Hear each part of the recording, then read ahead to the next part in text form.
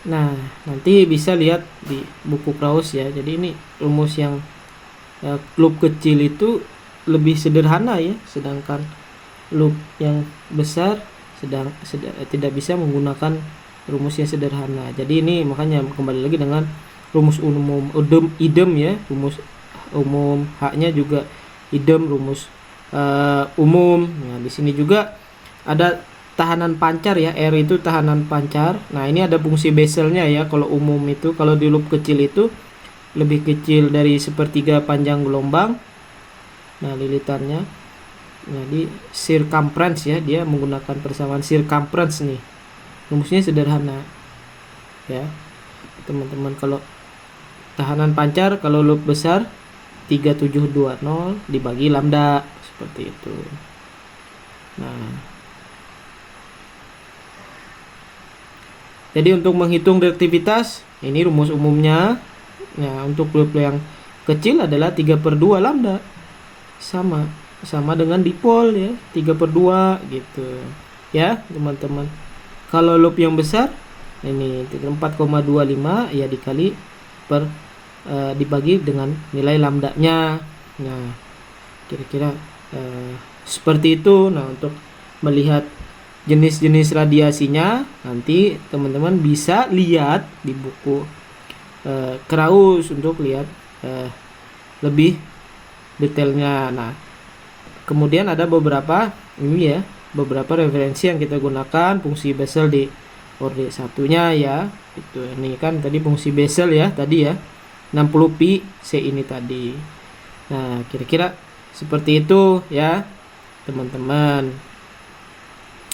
Oke, nah ini contoh persamaan rumusan loop sirkular arus yang uniform. Jadi ini kita sudah bandingkan antara loop kecil, kemudian loop besar ya, dan juga persamaan umumnya atau ukuran sembarangan. Nah, jadi kita tadi melihat tahanan pancarnya, direktivitas, medan listrik, dan juga medan magnetnya. Itu ya. Jadi ini sama ya, sebenarnya kita bicara dengan antena dipol untuk melihat bentuk pola radiasinya gitu.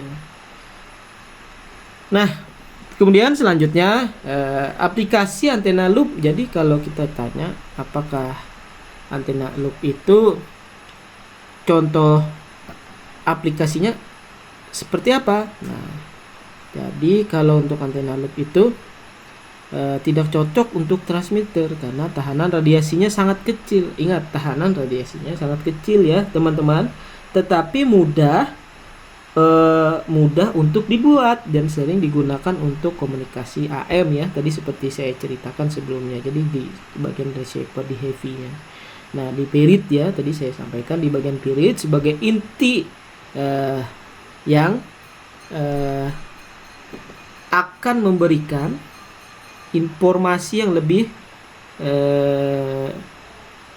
baik. Jadi memberikan informasi yang lebih baik. Multiple loop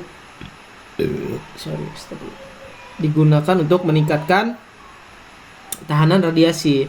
Jadi aplikasi yang untuk directional finder biasanya dikomunikasikan dengan antena dipol dan juga antena loop ini ya kira-kira. Nah, ini gambarannya ya teman-teman, ini misalnya dipol dan ini dari antena loopnya dikombinasikan sehingga bentuk resultan patternnya jadi gabungan pola radiasinya adalah seperti ini dia pada sektor tertentu.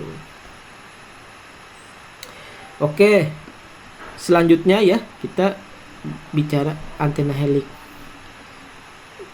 Jadi kalau ada gambaran di biografinya John Ray Krauss itu ya, jadi dia dosen antena di US ya, Universitas Bordeaux. Jadi dia orang yang membuat eksperimen yang menghasilkan antena yang berbasis helix. Jadi sebenarnya ada helix balan ya, makanya ada helix balan, jadi helix serba sama uniform. Ada helix tapered ya, semakin ke ujung dia semakin kecil, itu disebut dengan tapered. Kemudian helix yang diatur jarak antar lilitannya diubah-ubah, ada yang rapat, ada yang jarak. Kemudian kerapatan dari jaraknya bisa dirubah-rubah, di dalamnya tebal, misalkan jauh jadi tipis, pangkalnya tipis. Nah, ini berbagai macam helix ya. Jadi saya tekankan di sini sifat-sifat helix ini, berbagai macam jenis helix ini memiliki dua mode dia sebenarnya. Jadi mode saluran transmisi, nah, mode radiation ya. Nah, ini dia hanya berperan sebagai menyalurkan saja, tapi dia tidak berperan menjadi antena. Kemudian yang kedua sebagai antena yang bersifat meradiasi, jadi axial mode radiation. Antena pun terjadi dua juga, ada yang diagram arah normal ya, ada yang broadside ya. Hati-hati ya teman-teman, kalau kita membuat helix dimensinya salah, itu bisa salah menghasilkan pola radiasinya. Jadi dia broadside ya harusnya. Nah, kalau kita tujuannya ke kiri atau ke kanan, jadi harus mode aksial. Jadi dilihat. Jadi kalau tujuan helix digunakan untuk antena catuan coverage, atau bisa menggunakan mode normal.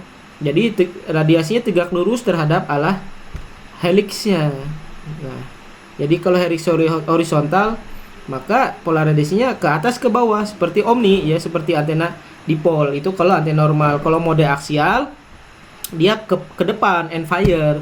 Nah, jadi besarnya lilitan itu lebih kecil dari sepertiga lambda akan normal.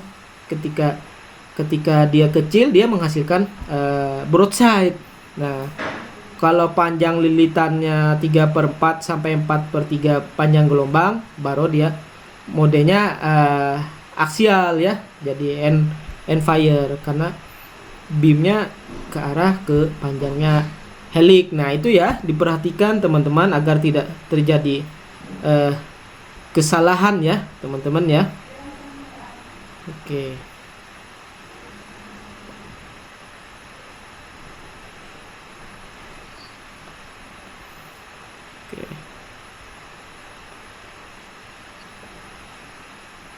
Jadi itu ya teman-teman, perlu ditekankan kembali ketika kalian merancang suatu antena helix, maka perlu banget diperhatikan jenis antena helix yang seperti apa, karena dia terbagi menjadi dua, yang mode normal radiation dan juga ada yang mode aksial, apakah dia in fire atau tegak lurus mengikuti dari bentuk antena dipolnya. Nah, jadi itu penekanan dari saya teman-teman terhadap antena helix. Siapa tahu nanti juga di tugas besar bisa membuat antena helix. Jadi antena helix ini cukup mudah dibuatnya teman-teman, tinggal tentukan frekuensi, kemudian kita tentukan mau modenya mode normal atau aksial. Kita menggunakan kawat ya, kemudian kita lihat nilai gainnya ingin berapa. Nah, kita buat antena, simulasikan dulu di CST. Kemudian setelah disimulasi, ketika parameternya kalian dapat, maka bisa teman-teman lanjutkan ke pabrikasinya ya. Nah, ini ternyata saya dari awal belum men-setting mouse-nya, jadi pergerakan mouse-nya tidak terlihat ya, makanya nanti saya setelah record setelah ini saya coba menampilkan mouse-nya. Ini kalau diulang dari awal udah lama, jauh banget sih saya membuat videonya. Jadi mungkin teman-teman bisa sambil diperhatikan ucapan saya dan sambil nanti dilihat slide-nya ya, itu ya teman-teman.